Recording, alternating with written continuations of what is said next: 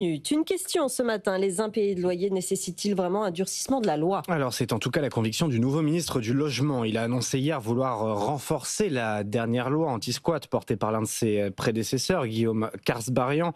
Car selon Vincent Jeanbrun, ce texte se concentre uniquement sur ceux qui entrent illégalement dans le logement et ne traite pas assez des simples impayés. Décryptage avec Marie Cœur de Roi. Est-ce la visibilité médiatique donnée aux propriétaires lésés ou une réalité de marché? Le ministre du Logement souhaite en tout cas mieux protéger les bailleurs dont les locataires ne paieraient plus leur loyer, car selon lui, c'est l'angle mort des dernières législations qui ciblent uniquement les squatteurs et non pas ceux disposant d'un bail en bonne et due forme.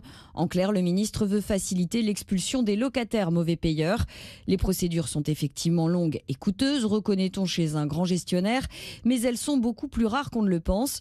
Ainsi, chez Orpi, par exemple, on estime à environ 3% la part des baux concernés par des retards de paiement et seule une infime minorité de ces impayés finit véritablement devant les tribunaux, l'essentiel étant réglé à l'amiable. Cette sortie est plus symbolique qu'autre chose, reconnaît un acteur du secteur qui considère qu'elle pourrait tout de même rassurer les propriétaires que cette crainte de l'impayé dissuade d'investir ou incite à souscrire à des assurances de plus en plus coûteuses.